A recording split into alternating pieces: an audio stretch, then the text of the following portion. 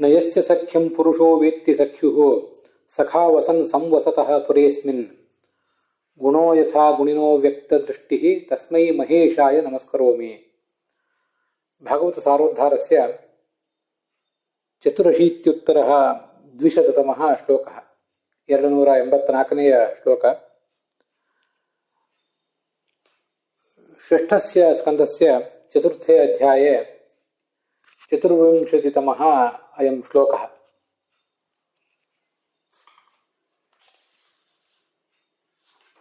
ಗತೆ ವರ್ಣಿತೆ ಶ್ಲೋಕೆ ಚತುರ್ಮುಖೇನ ಬ್ರಹ್ಮಣ ದೇವಾನ್ ಪ್ರತಿ ಯತ್ ಸಮಾಧಾನಮುಕ್ತಂ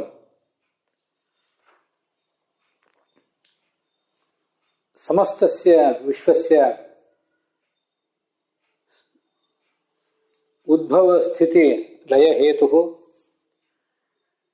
ಯೋಗೇಶ್ವರೈಃ ಅಪಿ ಮುನಿಭಿಃ ಅಜ್ಞಾತ ಗತಿಃ ತ್ರಿಧೀಶಃ ಅಯಂ ಭಗವಾನೇವ ಸರ್ವೇಷಾಂ ಅಸ್ಮಾಕಂ ಯೋಗಂ ಕ್ಷೇಮಂ ಚ ವಿಧಾಸ್ಯತಿ. ಏವಂ ಚ ತಸ್ಮಿನ್ ತ್ರಾತರಿ ಸತಿ ಕಿಂ ಅಸ್ಮಾಭಿಃ ಮಂದೈಃ ವಿಮೃಶ್ಯೇತ ಕೃತೇನ ಚ ವಿಮರ್ಶೇಣ ಕಿಯಾನ್ ಅರ್ಥೋಪಿ ಸಂಪಾದ್ಯೇತ ಇತಿ.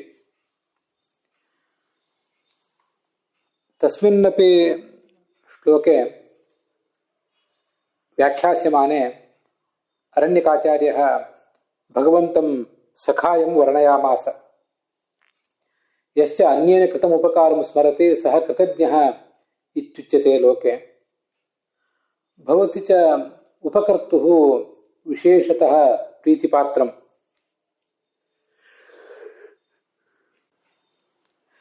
ಯಶ್ಚ ತಂ ಉಪಕಾರಂ ನ ಸ್ಮರೇತ್ ಸಹ ಕೃತಘ್ನಃ ಇತಿ ಗರ್ಹ್ಯತೆ. ಅಪಿ ಚ ಉಪಕಾರಕರ್ತುಃ ತಸ್ಯ ಪುರುಷಸ್ಯ ಪ್ರೀತಿಪಾತ್ರಮಪಿ ನೂನಂ ನ ಭವೇತ್. ಏವಂ ಭಗವಾನಪಿ ನಿರ್ನಿಮಿತ್ತಂ ಸರ್ವೇಷಾಂ ಅಸ್ಮಾಕಂ ಉಪಕರೋತಿ. ಅತಃ ತತ್ಸ್ಮರಣಂ ಸರ್ವೈಃ ಅಸ್ಮಾಭಿಃ ಸಮಾಹಿತ ಮಾನಸೈಃ ಕರಣೀಯಮೇವ.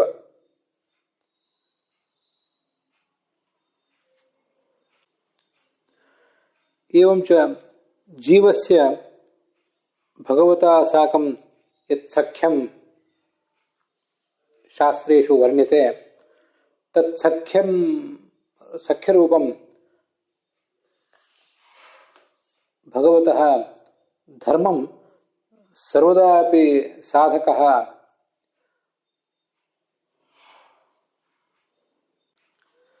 ಧ್ಯಾಯೇತೈವ.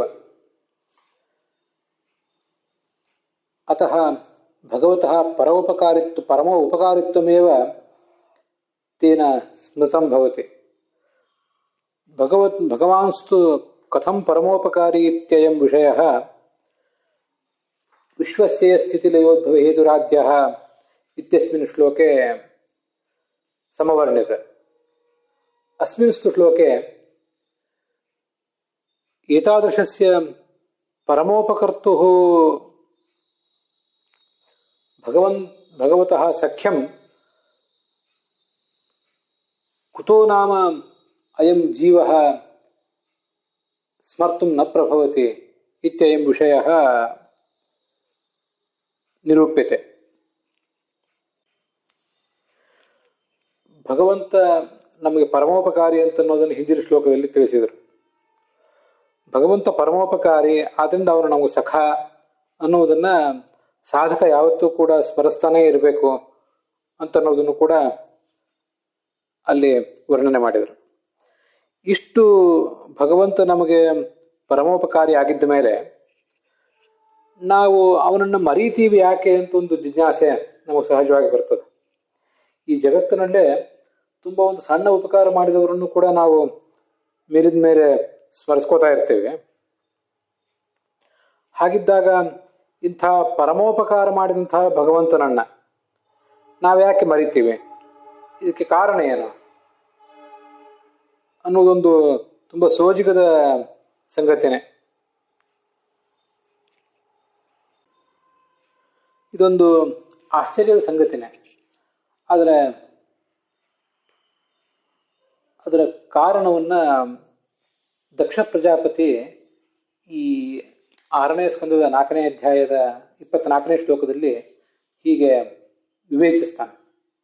ಇದಕ್ಕೆ ಹಂಸಗುಹ್ಯ ಸ್ತೋತ್ರ ಅಂತ ವರ್ಣನೆ ಮಾಡ್ತಾರೆ. ನಮಃ ಪರಾಯ ಅವಿತಥ ಅನುಭೂತಯೇ ಗುಣತ್ರಯಾಭಾಸ ನಿಮಿತ್ತ ಬಂಧವೇ ಅದೃಷ್ಟಧಾಮ್ನೆ ಗುಣತತ್ವ ಬುದ್ಧಿಭಿ ನಿವೃತ್ತ ಮಾನವಧಯೇ ಸ್ವಯಂಭುವೆ ಅಂತ ಆ ಹಂಸಗುಹ್ಯ ಸ್ತೋತ್ರದ ಮೊದಲ ಶ್ಲೋಕ. ಅದಾದ್ಮೇಲೆ ಬರುವಂತಹ ಶ್ಲೋಕವೇ ಇದು. ಇವರಿಬ್ಬರು ಜೀವ ಪರಮಾತ್ಮರಿಬ್ಬರು ಕೂಡ ಗೆಳೆಯರೇ ಆಗಿದ್ದಾರೆ. ಹೀಗೆ ಗೆಳೆಯರಾಗಿದ್ರೂ ಕೂಡ ಒಂದೇ ಶರೀರದಲ್ಲಿ ಅವರಿಬ್ಬರು ಇದ್ರೂ ಕೂಡ ಈ ಜೀವ ಭಗವಂತನನ್ನ ಇವನು ನನ್ನ ಗೆಳೆಯ ಅಂತ ಅರ್ಥ ಮಾಡ್ಕೊಳ್ಳಿಕ್ಕೆ ಸೋಲ್ತಾನೆ. ನನ್ನ ಶರೀರ ಇಂದ್ರಿಯಾದಿಗಳನ್ನ ಇವನೇ ಪ್ರೇರಿಸ್ತಾ ಇದ್ದಾನೆ ಅಂತೆಲ್ಲ ಈ ಎಲ್ಲ ಸಂಗತಿಗಳನ್ನು ಕೂಡ ಅವನು ಅರ್ಥ ಮಾಡ್ಕೊಳ್ಳಿಕ್ಕೆ ವಿಫಲನಾಗ್ತಾನಂತ.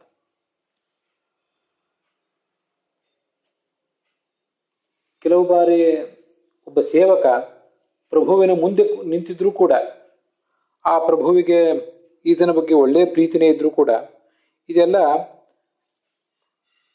ಆ ಸೇವಕನಿಗೆ ಗೊತ್ತಾಗದೆ ಹೋಗುವ ಸಾಧ್ಯತೆ ಇದೆ. ಹೀಗೆ ಭಗವಂತ ನಮಗೂ ಕೂಡ ಸ್ವಾಮಿ ಹೌದು, ಮತ್ತೆ ಗೆಳೆಯ ಹೌದು, ತಂದೆ ತಾಯಿ ಎಲ್ಲವೂ ಹೌದು. ಆದರೂ ಸರ್ವಶಕ್ತನಾದ ಭಗವಂತನನ್ನ ನಾವು ತಿಳ್ಕೊಳ್ಳೋದಿಲ್ಲ. ಅಂಥ ಭಗವಂತನನ್ನ ನಾನು ನಮಿಸ್ತೇನೆ ಅಂತ ಹೇಳ್ತಾನೆ. ಅಂತೂ ಈ ಭಗವಂತನನ್ನ ಮರೆಯುವುದು ಇವನದು ಏನು ಪ್ರವೃತ್ತಿ ಇದೆ, ಇದು ಅವನ ಮಾಯೆಯಿಂದಲೇ ಆಗ್ತದೆ. ವಿಮೋಹಿತೋಯಂ ಜನ ಈಶ ಮಾಯೆಯ ತ್ವದೀಯಯ ತ್ವಾಂ ನ ಭಜತೆ ಅನರ್ಥದೃಕ್ ಸುಖಾಯ ದುಃಖ ಪ್ರಭವೇಶು ಸಜ್ಜತೆ ಗೃಹೇಶು ಯೋಷಿತ್ ಪುರುಷಶ್ಚ ವಂಚಿತ ಅಂತ ಭಾಗವತದಲ್ಲಿ ಮತ್ತೊಂದು ಶ್ಲೋಕ ಇದೆ. ಭಾಗವತ್ ಸಾರೋದ್ಧಾರದಲ್ಲೂ ಕೂಡ ಈ ಶ್ಲೋಕವನ್ನ ಸಂಗ್ರಹಿಸಿದ್ದಾರೆ ವಿಷ್ಣು ತೀರ್ಥಾಚಾರ್ಯ. ನಿನ್ನದೇ ಆದ ಮಾಯೆ, ನಿನ್ನದೇ ಆದ ಮಾಯೆಯಿಂದ ಈ ಜನ ಎಲ್ಲ ಮುಗ್ಧರಾಗಿದ್ದಾರೆ. ಆದ್ರಿಂದ ನಿನ್ನನ್ನು ಅವರು ಬಂದು ತಲುಪಲಿಕ್ಕೆ ಕಾರಣವಾದಂತಹ ಸೇವೆಯನ್ನ ನಿನಗೆ ಮಾಡಲಿಕ್ಕೆ ಅವ್ರು ವಿಫಲರಾಗ್ತಾರೆ. ನ ಭಜತಿ, ನಿನ್ನನ್ನು ಅವರು ಸೇವೆ ಮಾಡಲಿಕ್ಕೆ ಸಾಧ್ಯ ಆಗ್ತಿಲ್ಲ ಅವರಿಗೆ. ಆದರೆ ಸುಖಾಯ ದುಃಖ ಪ್ರಭೇಶು ಸಜ್ಜತೆ, ಸುಖ ಆಗಬೇಕು ಅಂತ ಅಪೇಕ್ಷೆ ಏನೂ ಇದೆ, ಆದರೆ ಸುಖಕ್ಕೆ ಕಾರಣ ಏನು ಅಂತ ಇವ್ರಿಗೆ ಗೊತ್ತಿಲ್ಲ. ದುಃಖಕ್ಕೆ ಕಾರಣವಾದ ಸಂಗತಿಗಳಲ್ಲಿ ಇವರು ತೊಡಗಿ ಕಷ್ಟಪಡ್ತಾ ಇದ್ದಾರೆ.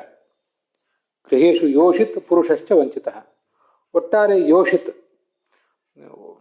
ಸ್ತ್ರೀಯಾಗಲಿ ಪುರುಷನಾಗಲಿ, ಮನೆ ಮಠ ಇವೆಲ್ಲದರಲ್ಲಿ ತೊಡಗುತ್ತಾರೆ. ಯಾರ್ಯಾದರೂ ಜಡವಾದ ವಸ್ತುಗಳು, ಚೇತನ ವಸ್ತುಗಳು, ಅವುಗಳೆಲ್ಲವನ್ನೂ ಸೇವಿಸ್ಲಿಕ್ಕೆ ಹೋಗ್ತಾರೆ. ಆದರೆ ಅದು ಯಾವುದೂ ಕೂಡ ಇವರಿಗೆ ಸುಖ ತಂದು ಕೊಡೋದಿಲ್ಲ ಅಂತನ್ನೋದು ಇವ್ರಿಗೆ ಗೊತ್ತಾಗೋದಿಲ್ಲ. ಅದು ಅವ್ರ ಸಮಸ್ಯೆ. ಆದರೆ ಮತ್ತೆ ಅದನ್ನೇ ಮಾಡ್ತಾ ಇರ್ತಾರೆ. ಸುಖಕ್ಕೆ ಕಾರಣವಾದ ಸಂಗತಿಗಳನ್ನು ಗಮನಿಸುವುದರಲ್ಲಿ ಅವರು ವಿಫಲರಾಗ್ತಾರೆ ಅಂತ ಅದರ ತಾತ್ಪರ್ಯ. ಅಂಥ ಮಹೇಶಾಯ, ಅಂಥ ಮಹಾಸ್ವಾಮಿಯಾದ ಭಗವಂತನಿಗೆ ನಮಸ್ಕಾರ ಅಂತ ಹೇಳ್ತಾನೆ ದಕ್ಷ ಪ್ರಜಾಪತಿ. ಯಥಾ ಹೃಷೀಕೇಶ ಖಲೇನ ದೇವಕಿ ಕಂಸೇನ ವೃದ್ಧ ಅತಿಚಿರಂ ಶುಚಾರ್ಪಿತ ವಿಮೋಚಿತಾಹಂ ಚ ಸಹಾತ್ಮಜಾ ವಿಭೋ ತ್ವಯೈವ ನಾಥೇನ ಮುಹುರ್ ವಿಪದ್ಗಣಾತ್. ಇದು ಕೃಷ್ಣ ದೇವಕಿಗೆ ಮಾಡಿದಂತಹ ಉಪಕಾರವನ್ನ ವರ್ಣನೆ ಮಾಡುವಂತಹ ಒಂದು ಪ್ರಸಂಗ.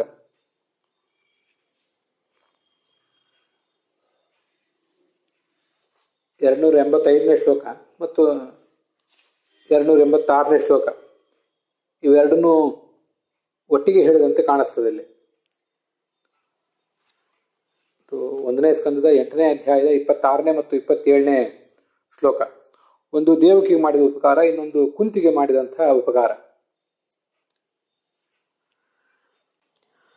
ಕೃಷ್ಣ ತನ್ನ ತಾಯಿಯಾದಂಥ ದೇವಕಿಗೆ ಏನು ಉಪಕಾರ ಮಾಡಿದ ಅಂತನ್ನೋದನ್ನು ಕುಂತಿ ಇಲ್ಲಿ ನೆನಪು ಮಾಡ್ಕೋತಾ ಇದ್ದಾಳೆ. ನೀನು ಹೃಷಿಕೇಶ, ಎಲ್ಲರ ಇಂದ್ರಿಯಗಳನ್ನು ನೇಮಿಸುವವನು. ಕುಂತಿಯಾದ ನನ್ನ ಮಕ್ಕಳಾದಂಥ ಪಾಂಡವರ ಇಂದ್ರಿಯಗಳನ್ನು, ಅವರ ಮನಸ್ಸನ್ನು ನೀನೇ ನೇಮಿಸುವವನು. ಮತ್ತು ನಿನ್ನ ತಾಯಿ ತಂದೆ ಆದಂಥ ದೇವಕಿ, ವಸುದೇವ, ಅವರ ಇಂದ್ರಿಯಗಳನ್ನು ಕೂಡ ನೀನೇ ನೇಮಿಸುವವನು. ಹೀಗೆ ಪ್ರತಿಯೊಬ್ಬರನ್ನು, ದುಷ್ಟರನ್ನು ಸಜ್ಜನರನ್ನು ನೀನೇ ನೇಮಿಸ್ತಾ ಅವರನ್ನು ಅವರವರ ಮಾರ್ಗದಲ್ಲಿ ನೀನು ಮುನ್ನಡೆಸ್ತಾ ಇದ್ದಿ. ಆದ್ದರಿಂದ ನೀನು ಋಷಿಕೇಶ. ಈ ದುಷ್ಟ ಕಂಸ ನಿನ್ನ ತಾಯಿಯನ್ನ ಬಹುವರ್ಷ ಕಾಲ ಬಂಧಿಸಿಟ್ಟಿದ್ದ. ತಾಯಿಯನ್ನ, ತಂದೆಯನ್ನ, ಇಬ್ಬರನ್ನೂ ಕೂಡ. ಬಹಳ ದುಃಖನೂ ಅವಳಿಗೆ ಅದರಿಂದ ಆಗಿತ್ತು. ಆದರೆ ಮಗನಾದ ನಿನ್ನನ್ನು ಮಗನನ್ನಾಗಿ ಪಡೆದ ಮೇಲೆ ಅವಳಿಗೆ ಬಿಡುಗಡೆ ಆಯಿತು.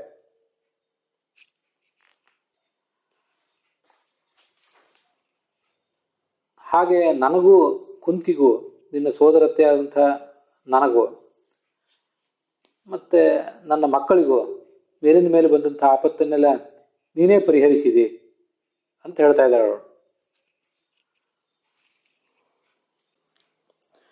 ದೇವಕಿ ಒಬ್ಬಳೇ ಇದ್ಳು. ಅವಳಿಗೆ ಒಂದೇ ಬಾರಿ ಬಂದದ್ದು ಆಪತ್ತು. ಆದರೆ ನಾನು ಕುಂತಿ ಅನೇಕ ಬಾರಿ ಆಪತ್ತನ್ನು ಎದುರಿಸಿದೆ. ನನಗೆ 5 ಜನ ಮಕ್ಕಳಿಗೂ ನಾನಾ ಥರದ ಆಪತ್ತು, ನನ್ನ ಸೊಸೆಗೆ ಅನೇಕ ಥರದ ಆಪತ್ತುಗಳು, ಸೊಸೆ ಉತ್ತರೆಗೆ ಅನೇಕ ಆಪತ್ತುಗಳು, ಅವಳ ಮಗನಿಗೆ ಆಪತ್ತುಗಳು. ಇದನ್ನೆಲ್ಲವನ್ನೂ ಕೂಡ ನೀನು ಪರಿಹರಿಸಿದೆ. ಕೌರವರು ನನ್ನ ಮಕ್ಕಳಿಗೆ ವಿಷದ ಆಹಾರವನ್ನು ಕೊಟ್ಟರು, ಅರಮನೆಗೆ ಬೆಂಕಿ ಇಟ್ಟರು. ಆಗೆಲ್ಲ ಅದನ್ನು ಪರಿಹರಿಸಿದವನು ನೀನೇ. ಹಿಡಿಂಬಾಸುರ ಅನ್ನುವಂಥ ದೊಡ್ಡ ಆಪತ್ತು ಬಂದಿತ್ತು. ಆಗ ಭೀಮಸೇನ ಅವನನ್ನು ಕೊಂದು ಹಾಕಿದ ನಿನ್ನ ಅನುಗ್ರಹದಿಂದ. ದ್ರೌಪದಿಯ ಕೇಶಗ್ರಹಣ ನಡೆದಂಥ ಒಂದು ಕೆಟ್ಟ ಪ್ರಕರಣ, ಆ ಪ್ರಕರಣದಲ್ಲಿಯೂ ನೀನೇ ಕಾಪಾಡಿದೆ. ವನವಾಸದಲ್ಲಿ, ಅಜ್ಞಾತವಾಸದಲ್ಲಿ ನೀನು ಕಾಪಾಡಿದೆ. ಭೀಷ್ಮ, ದ್ರೋಣ, ಕರ್ಣಾದಿಗಳು ಪ್ರಯೋಗ ಮಾಡಿದಂಥ ನಾನಾ ಥರದ ಅಸ್ತ್ರಗಳನ್ನೆಲ್ಲ ನೀನೇ ಪರಿಹರಿಸಿದೆ. ದ್ರೌಣಿ ಅಸ್ತ್ರತಶ್ಚ ಸ್ಮ ಹರೇ ಅಭಿರಕ್ಷಿತಾ. ಯುದ್ಧ ಎಲ್ಲ ಮುಗಿದ ಮೇಲೂ ಕೂಡ ಅಶ್ವತ್ಥಾಮ ಪ್ರಯೋಗ ಮಾಡಿದ ಬ್ರಹ್ಮಾಸ್ತ್ರ, ಇದರಿಂದಲೂ ನೀನು ನಮ್ಮ ಸಂತಾನವನ್ನ ಕಾಪಾಡಿದ್ದೆ.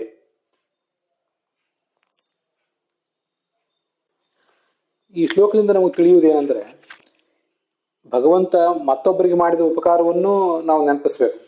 ಮಹಾಭಾಗವತರಿಗೆ, ಸಜ್ಜನರಿಗೆ ಮಾಡಿದಂಥ ಉಪಕಾರಗಳನ್ನು ನಾವು ನೆನಪಿಸ್ಕೋಬೇಕು. ಹಾಗೆ ನಮಗೆ ಭಗವಂತ ಮಾಡಿರುವಂಥ ಉಪಕಾರಗಳನ್ನು ನೆನಪಿಸ್ಕೋಬೇಕು. ಅದಕ್ಕಾಗಿಯೇ ನಾವು ಬೆಳಗಾಗಿ ಎದ್ದು ಗಜೇಂದ್ರ ಮೋಕ್ಷಣ ಮೊದಲಾದ ಪ್ರಸಂಗಗಳನ್ನು ನೆನಪಿಸ್ಕೋತಾ ಇರ್ತೇವೆ. ಅದು ಕಾರಣ. ಭಗವಂತ ಗಜೇಂದ್ರನನ್ನು ಕಾಪಾಡಿದ್ದು, ಮತ್ತೆ ಉಳಿದ ಭಕ್ತರನ್ನು ಕಾಪಾಡಿದ್ದು, ಇಂಥ ಅನೇಕ ಸ್ತೋತ್ರಗಳನ್ನು ಪಾರಾಯಣ ಮಾಡ್ತೀವಿ, ಪುರಾಣದ ಕಥೆಗಳನ್ನು ಕೇಳುವುದು, ಇದೆಲ್ಲದರ ಉದ್ದೇಶ ಇದೆ. ಹಾಗಾಗಿ ಅಷ್ಟನ್ನೆಲ್ಲ ಸ್ಮರಿಸಿಕೊಂಡ ಮೇಲೆ ನಮಗೆ ದೇಹೇಂದ್ರಿಯಾದಿಗಳನ್ನು ಕೊಟ್ಟಂಥ, ನಮಗೊಂದಿಷ್ಟು ವಿವೇಕವನ್ನು ಕೊಟ್ಟಂಥ ಆ ಭಗವಂತನನ್ನ ನಮಗೆ ಸ್ಮರಿಸ್ಕೊಳ್ಳಿಕ್ಕೆ ಅದರಿಂದ ಅನುಕೂಲ ಆಗ್ತದೆ. ತಸ್ಯೈವ ಮೇ ಸೌಹೃದ ಸಖ್ಯ ಮೈತ್ರಿ ದಾಸ್ಯಂ ಪುನರ್ಜನ್ಮನಿ ಜನ್ಮನಿ ಸ್ಯಾತ್ ಮಹಾನುಭಾವೇನ ಗುಣಾಲಯೇನ ವಿಷಜ್ಯತಃ ತತ್ಪುರುಷ ಪ್ರಸಂಗ.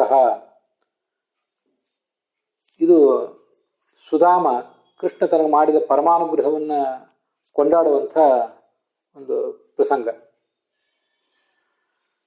ಈ ಕೃಷ್ಣನ ಸೌಹಾರ್ದ, ಒಂದು ಮೈತ್ರಿ ನನಗೆ ಜನ್ಮ ಜನ್ಮಾಂತರದಲ್ಲೂ ಕೂಡ ಸಿಗುವಂತಾಗಲಿ. ಅವನು ಮಹಾಗುಣಪೂರ್ಣ ಪರಬ್ರಹ್ಮ, ಅವನೊಂದಿಗೆ ನನಗಿರಬೇಕು, ನಾನು ಯಾವತ್ತೂ ಕೂಡ ಇರಬೇಕು. ಮತ್ತು ಅವನ ಭಕ್ತರ ಸಂಘ ನನಗಾಗ್ತಿರಲಿ. ಇಂಥವು ಬೇರೆ ಬೇರೆ ಪ್ರಸಂಗಗಳಲ್ಲಿ ಬೇರೆ ಬೇರೆ ಥರದ ಸ್ತೋತ್ರಗಳನ್ನು ನಾವು ಭಾಗವತದಲ್ಲೆಲ್ಲ ಕಾಣ್ತೇವೆ. ಪುನಶ್ಚ ಭೂಯಾತ್ ಭಗವತ್ಯನಂತೆ ರಸಿ ಪ್ರಸಂಗಶ್ಚ ತದಾಶ್ರಯೇಶು, ಭಗವಂತನ ಜೊತೆಗೆ ನಮಗೆ ಸಮಾಗಮ ಆಗಲಿ, ಮತ್ತು ಅವನ ಭಕ್ತರ ಸಂಘ ನಮಗೆ ಯಾವತ್ತೂ ಆಗ್ತಿರಲಿ. ಹೀಗೆ ನಾನಾ ಥರದ ಪ್ರಾರ್ಥನೆಗಳಿವೆ. ಇಂಥದ್ದೊಂದು ಪ್ರಾರ್ಥನೆ.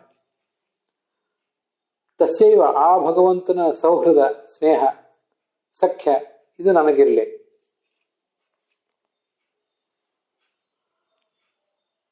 ದಾಸ್ಯವೂ ಇರಲಿ. ಜನ್ಮನಿ ಪ್ರತಿಯೊಂದು ಜನ್ಮದಲ್ಲಿಯೂ ಕೂಡ ನನಗಿದೇ ಸಿಗುವಂತಾಗಲಿ. ಅಲ್ಲಿ ಒಂದು 2-3 ಪ್ರಾರ್ಥನೆಗಳಿವೆ. ಸೌಹೃದ ಸಿಗಲಿ ಅಂತಿದೆ. ಸೌಹೃದ ಅಂದರೆ ಬಂಧುತ್ವ ಅಂತ ಅದರ ಅರ್ಥ.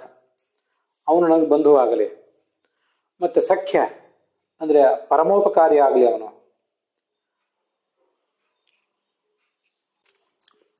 ಅವನು ಪರಮೋಪಕಾರಿ ಆಗುವುದು ಅಂದರೆ ಅವನು ಪರಮೋಪಕಾರಿ ಆಗಿದ್ದಾನೆ ಅನ್ನುವ ಅರಿವು ನನಗೆ ಬರಲಿ ಅಂತ ಅದರ ತಾತ್ಪರ್ಯ.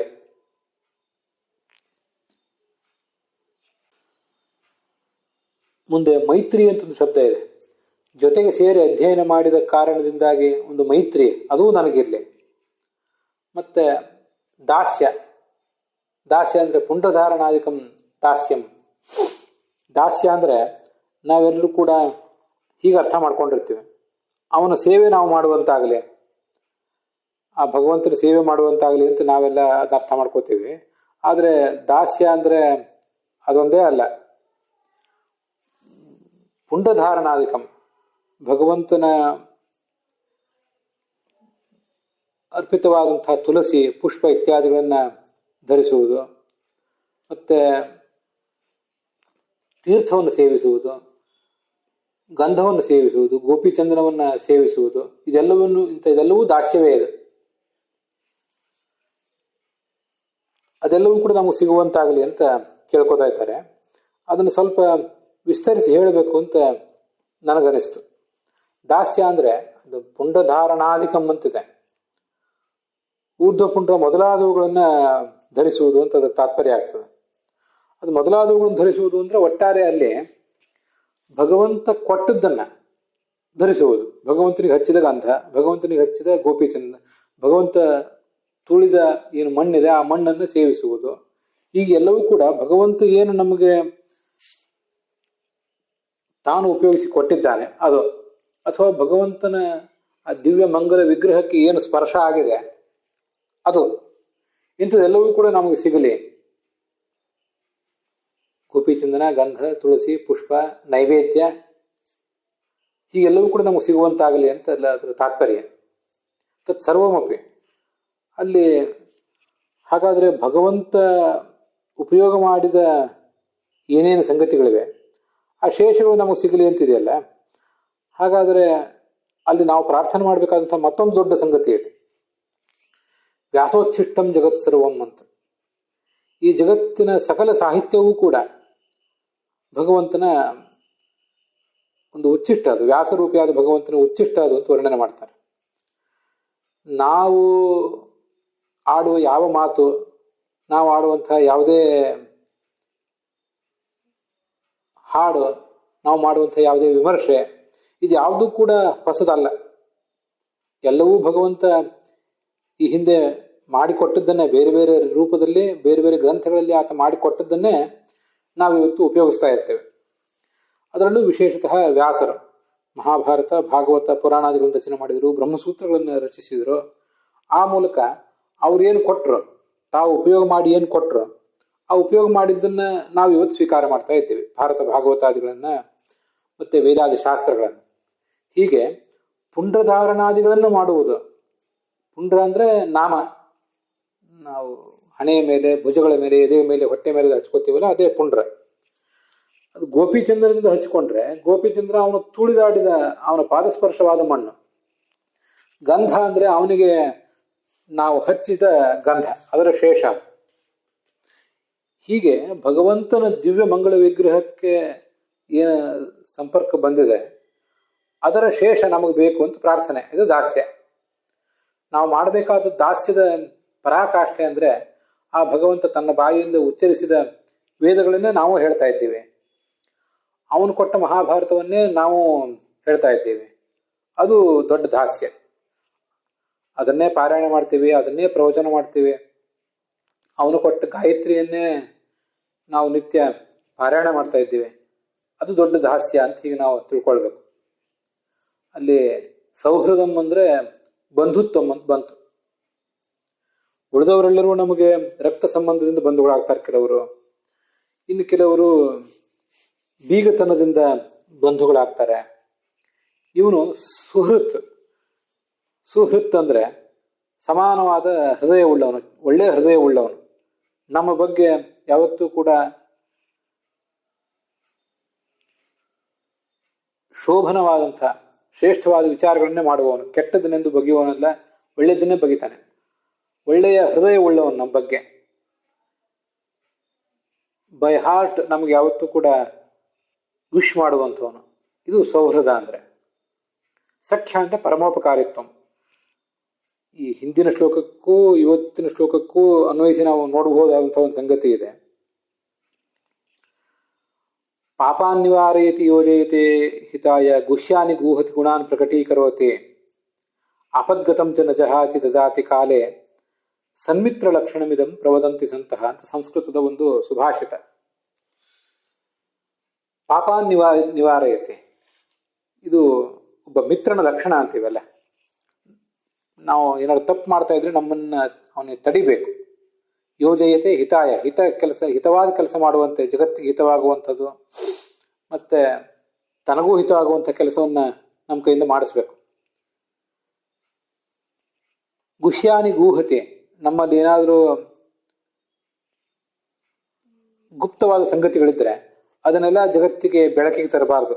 ಬೆಳಕಿಗೆ ತಂದು ನಮಗೆ ತೊಂದರೆ ಆಗುವಂತೆ ಮಾಡಬಾರ್ದು. ಅದನ್ನ ಕಾಪಾಡಬೇಕು, ಮುಚ್ಚಿಡ್ಬೇಕು. ಅದನ್ನು ಗುಣಾನ್ ಪ್ರಕಟೀಕರೋತಿ, ನಮ್ಮ ಗುಣಗಳನ್ನು ಜಗತ್ತಿಗೆ ಅವನು ತಿಳಿಸ್ಬೇಕು. ಜಗತ್ತಿಗೆ ತಿಳಿಸುವುದಕ್ಕಿಂತ ನಮ್ಮಲ್ಲಿರುವ ಜ್ಞಾನಭಕ್ತಿ ವೈರಾಗ್ಯಾದಿ ಗುಣಗಳು, ಸಜ್ಜನಿಕೆ ಎಂಬುದಾದ ಗುಣಗಳೆಲ್ಲ ಪ್ರಕಟ ಆಗುವಂತ ಆಗಬೇಕು. ಅದು ಮುಖ್ಯ. ನಮ್ಮ ವ್ಯಕ್ತಿತ್ವದ ವಿಕಸನ ಆಗಬೇಕು ಅಂತ. ಆಪದ್ಗತಂ ಚ ನ ಜಹಾತಿ ದದಾತಿ ಕಾಲೇ, ಯಾವತ್ತೂ ಆಪತ್ತಿಗೆ ಬಂದದನ್ನ ಕಾಪಾಡಬೇಕು. ಇದು ಮಿತ್ರನ ಲಕ್ಷಣ. ಮತ್ತೆ ದದಾತಿ ಕಾಲೇ, ಯಾವ್ಯಾವ ಕಾಲಕ್ಕೆ ಏನೇನಾದರೂ ರಕ್ಷಣೆ ಕೊಡೋದು, ಸಂಪತ್ತು ಕೊಡೋದು, ಮತ್ತೇನಾದರೂ ಕೊಡುವುದಿದ್ರೆ ಅದನ್ನೆಲ್ಲವನ್ನೂ ಕೊಡಬೇಕು. ಭಗವಂತನಲ್ಲಿ ಈ ಲಕ್ಷಣ ಹೆಚ್ಚು ಪ್ರಧಾನವಾಗಿ ಅನ್ವಯಿಸ್ತದೆ. ಸಂಸ್ಕೃತದ ಸುಭಾಷಿತದ ಈ ಲಕ್ಷಣಗಳು. ಪಾಪ ಮಾಡದಂತೆ ನಮ್ಮನ್ನು ತಡಿತಾನೆ ಭಗವಂತನೇ. ನೀನು ಸಖಾ ಅಂತ ನಾವು ಅದನ್ನು ಉಪಾಸನೆ ಮಾಡಿದಾಗ ಇದೆಲ್ಲವೂ ಅದರಲ್ಲಿ ಸೇರ್ಕೊಂಡಿರಬೇಕು. ಈ ಶ್ಲೋಕವನ್ನೇ ನಾವು ಹೇಳಿದ್ರಂತೂ ಬಹಳ ಬಹಳ ಉತ್ತಮನೇ. ಪಾಪ ಮಾಡದಂತೆ ನನ್ನನ್ನು ತಡೆಯೋ ಭಗವಂತನೇ ಅಂತ ಕೇಳಿದಂತಾಗ್ತದೆ. ಹಿತವಾದ ಕೆಲಸದಲ್ಲೇ ನಮ್ಮನ್ನು ತೊಡಗಿಸುವಂತ ಕೇಳಿದಂತಾಗ್ತದೆ. ಪಾಪಾನ್ನಿವಾರಯತಿ ಯೋಜಯತೆ ಹಿತಾಯ ಗುಹ್ಯಾನಿ ಗೂಹತೆ, ನಮ್ಮ ಗುಪ್ತ ವಿಷಯಗಳನ್ನ ಕಾಪಾಡುವ. ಗುಣಾನ್ ಪ್ರಕಟೀಕರೋತೆ, ನಮ್ಮಲ್ಲಿರುವ ಆಧ್ಯಾತ್ಮಿಕವಾದ ಲೌಕಿಕವಾದ ಗುಣಗಳೆಲ್ಲವನ್ನು ಕೂಡ ನೀನು ಬೆಳಕಿಗೆ ತಾ. ನಮ್ಮ ವ್ಯಕ್ತಿತ್ವದ ಹೂವನ್ನ ನೀನು ಅರಳಿಸು. ಆಪದ್ಗತಂ ಚ ನ ಜಹಾತಿ, ಸಂಸಾರವೆಂಬ ಆಪತ್ತು ನಮಗೆ ಬಂದೊದಗಿದೆ, ನಮ್ಮನ್ನು ನೀನು ಕಾಪಾಡಬೇಕು. ದದಾತಿ ಕಾಲೇ, ಯಾವ ಕಾಲಕ್ಕೆ ಸಂಸಾರದಲ್ಲಿ ಮತ್ತೆ ಮುಕ್ತಿಯಲ್ಲಿ ಯಾವ್ಯಾವ ಕಾಲಕ್ಕೆ ನಮ್ಗೆ ಏನೇನು ಸಿಗಬೇಕೋ ಅದೆಲ್ಲವನ್ನು ನೀನು ನಮಗೆ ಕೊಡಬೇಕು. ಸನ್ಮಿತ್ರ ಲಕ್ಷಣಂ, ಇದೆಲ್ಲವೂ ಕೂಡ ಒಬ್ಬ ಶ್ರೇಷ್ಠ ಮಿತ್ರನ ಲಕ್ಷಣ ಅಂತ. ಇದು ಸಂಸ್ಕೃತದ ಸುಭಾಷಿತ ಮಾತ್ರ. ಮಿತ್ರ ಅಂತ ಹೀಗೆ ಬಂದಾಗ, ಮೈತ್ರಿ ಅಂತ ಮುಂದೆ ಬಂದಿದೆ ನೋಡಿ. ಸಖ್ಯ ಅಂದ್ರೆ ಹೀಗೆ ಬಂದಿದೆ. ಸಖ್ಯ ಅನ್ನೋ ಶಬ್ದಕ್ಕೂ ಮತ್ತೆ ಆ ಮೈತ್ರಿ ಅನ್ನೋ ಶಬ್ದಕ್ಕೂ ಸ್ವಲ್ಪ ಸ್ವಲ್ಪ ವ್ಯತ್ಯಾಸ, ಬಹಳ ಏನು ವ್ಯತ್ಯಾಸ ಇರೋದಿಲ್ಲ. ತಾತ್ಪರ್ಯ ಎಲ್ಲ ಒಂದೇ ಇರ್ತದೆ. ಮಿನೋತಿ ತ್ರಾಯತೆ ಚೇತಿ ತನ್ಮಿತ್ರಂ ಅಭಿಧೀಯತೆ ತಸ್ಮಾದ್ಯೋಯಂ ವಿಜಾನಾತಿ ತನ್ಮಿತ್ರಂ ತಸ್ಯ ನಾನ್ಯಥಾ ಅಂತ ಮಹಾಭಾರತದ ಒಂದು ಮಾತಿದೆ. ಐತರೇಯ ಉಪನಿಷತ್ ಭಾಷ್ಯದಲ್ಲಿ ಆಚಾರ್ಯರನ್ನು ಉದ್ಧರಿಸ್ತಾರೆ. ಮಿನೋತಿ, ಮಿತ್ರ ಎಂಬಲ್ಲಿ ಮೀ ಮತ್ತು ತ್ರ ಅಂತ ಎರಡು ಸಂಗತಿಗಳಿವೆ. ಮಿ ಅಂದರೆ ತಿಳಿಯುವವನು ಅಂತ ಅರ್ಥ. ತ್ರ ಅಂದರೆ ರಕ್ಷಣೆ ಮಾಡುವವನು, ನಮ್ಮನ್ನು ತಿಳಿಯುವವನು. ನಮ್ಮನ್ನು ಈ ಜಗತ್ತಿನಲ್ಲಿ ಹಿಂದು ಇಂದು ಮುಂದು ಎಂದೂ ಕೂಡ ಸರಿಯಾಗಿ ಯಾರು ತಿಳಿದವರಿದ್ದರೆ, ನಮ್ಮೆಲ್ಲ ಅಂತರಂಗವನ್ನೂ ತಿಳಿದವರಿದ್ದರೆ, ನಮ್ಮ ಅಂತರಂಗವನ್ನು ಯಾವುದೇ ಸಂಕೋಚ ಇಲ್ಲದೆ ಯಾರಾದರೂ ಎದುರಿಗೆ ನಾವು ಹೇಳಲಿಕ್ಕೆ ಸಾಧ್ಯ ಆಗೋದಿದ್ರೆ ಅದು ಭಗವಂತ ಮಾತ್ರ.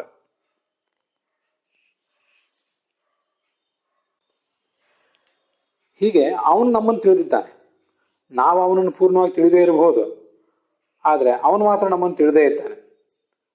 ಹೀಗೆ ತಿಳಿದು ನಮ್ಮ ವ್ಯಕ್ತಿತ್ವವನ್ನು ತಿಳಿದಿದ್ದಾನೆ, ನಮ್ಮ ಆಪತ್ತನ್ನು ತಿಳಿದಿದ್ದಾನೆ, ನಮ್ಮ ಸಂಪತ್ತನ್ನು ತಿಳಿದಿದ್ದಾನೆ, ನಮಗೆ ಯಾವ ಕಾಲಕ್ಕೆ ಏನು ಕೊಡಬೇಕು ಅಂತ ತಿಳಿದಿದ್ದಾನೆ.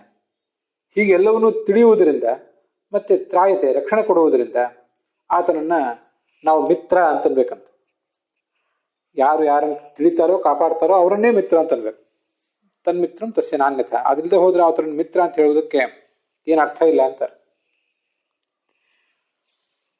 ಹೀಗೆ ಮಿತ್ವಾ ತ್ರಾತಿ ಇತಿ ಮಿತ್ರ, ತಿಳಿದು ಕಾಪಾಡುವವನೇ ಮಿತ್ರ. ಸಖ ಅಂದರೆ ಸಮಾನ ಖ್ಯಾಯತೆ, ಸಮಾನನಾಗಿ ಪರಿಗಣಿಸಲ್ಪಡುವವನನ್ನ ಸಖ ಅಂತಾರಂತೆ. ಭಗವಂತನಿಗೆ ಸಮಾನ ಅಂತ ನಮ್ಮನ್ನು ಪರಿಗಣಿಸ್ತಾರೆ. ಯಾವ ದೃಷ್ಟಿಯಿಂದ? ಜ್ಞಾನಸ್ವರೂಪ, ಆನಂದ ಸ್ವರೂಪ ಎಂಬ ದೃಷ್ಟಿಯಿಂದ. ಸೃಷ್ಟಿ ಪಾಲನೆ ನಾಶ ಮಾಡ್ತಾನೆ ಅನ್ನೋ ದೃಷ್ಟಿಯಿಂದ, ಆ ಮಹತ್ವ ದೃಷ್ಟಿಯಿಂದ ಅಲ್ಲ,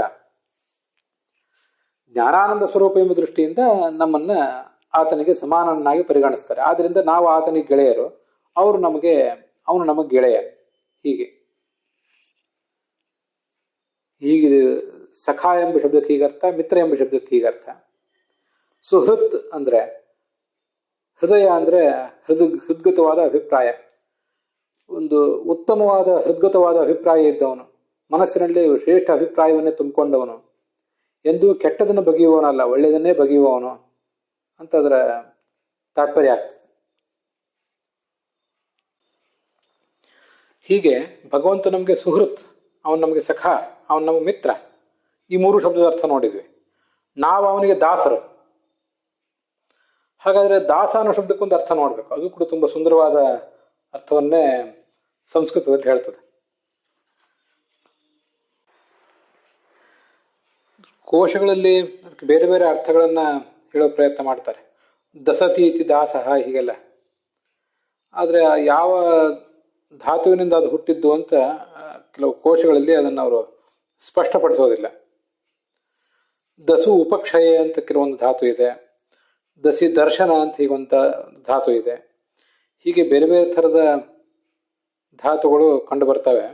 ಅದರ ನಡುವೆ ದಾಸರು ದಾನೆ ಅಂತ ಒಂದು ಧಾತು ಇದೆ. ಅದು ದಾಷ್ಣೋತಿ ಇತಿ ದಾಸಃ ಅಂತ, ಹೀಗೆ ದಾಷ್ಣೋತಿ ಅಂತ ಅದರ ದಾಶ್ರು ಅಂತ ಒಂದು ವೇಳೆ ಶಕಾರ ಇದ್ರೆ ದಾಷ್ಣೋತಿ, ಹಾಗೇನೆ ದಾಸರು ಅಂತಿರೋದ್ರಿಂದ ದಾಸ್ನೋತಿ ಇತಿ ದಾಸಃ. ದಾಸ್ನೋತಿ ಅಂದ್ರೆ ಕೊಡ್ತಾನೆ ಅಂತ ಅರ್ಥ.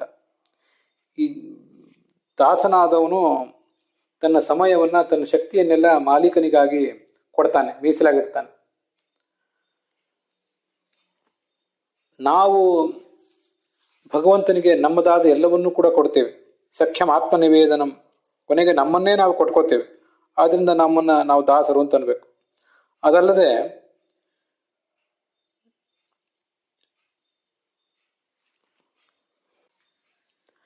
ದಾಸ್ಯತೆ ಇತಿ ದಾಸಃ, ನಾವು ಭಗವಂತನಿಗೆ ನಮ್ಮನ್ನು ಕೊಟ್ಟಿಕೊಂಡ್ರೆ ಆ ಭಗವಂತ ತನ್ನನ್ನೇ ನಮಗೆ ಕೊಟ್ಕೋತಾನೆ. ಮತ್ತೆ ಜ್ಞಾನ, ಭಕ್ತಿ, ವೈರಾಗ್ಯ, ಶಾಸ್ತ್ರ, ಗಂಧ, ತುಳಸಿ ಇತ್ಯಾದಿಗಳನ್ನಂತೂ ಹಿಂದೆ ಬಂತು, ಅದೆಲ್ಲವನ್ನೂ ಕೊಡ್ತಾನೆ. ಅದರ ಜೊತೆಗೆ ಕೊಡುವುದಲ್ಲದೆ ಇದನ್ನು ಕೂಡ ಕೊಡ್ತಾನೆ. ಯಾಕಂದ್ರೆ ದಾಸ್ಯ ಎಂಬ ಶಬ್ದಕ್ಕೆ, ದಾಸ ಎಂಬ ಶಬ್ದಕ್ಕೆ ಪುಂಡ್ರಧಾರಣಾದಿಗಳು ಅಂತ ಅರ್ಥ ಬರೆದ್ರು ವಿಷ್ಣು ತೀರ್ಥಾಚಾರ್ಯರು. ಆದ್ರಿಂದ ದಾಸ ಅಂದ್ರೆ ಕೊಡಲ್ಪಡುವವನು, ಅಂದ್ರೆ ಸ್ವೀಕಾರ ಮಾಡುವವನು ಅಂತ ಅರ್ಥ.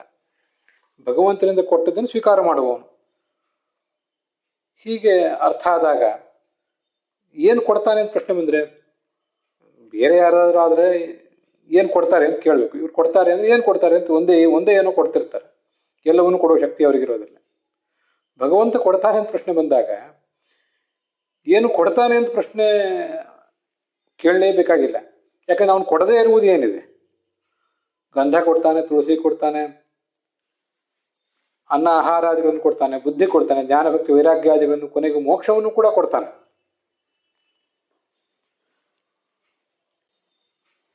ಹೀಗೆ ಕೊನೆಗೆ ತನ್ನನ್ನೇ ತಾನು ಅವನು ನಮಗೆ ಕೊಡುವುದರಿಂದ, ನಾವು ಆತನಿಗೆ ನಮ್ಮನ್ನು ಕೊಡುವುದರಿಂದ, ಆತ ತನ್ನ ಭಕ್ತರಾದಂಥ ನಮಗೆ ಕೊಡುವುದರಿಂದ ನಮಗೆ ದಾಸರು ಅಂತ ನಾವು ಕರಿಬೇಕು.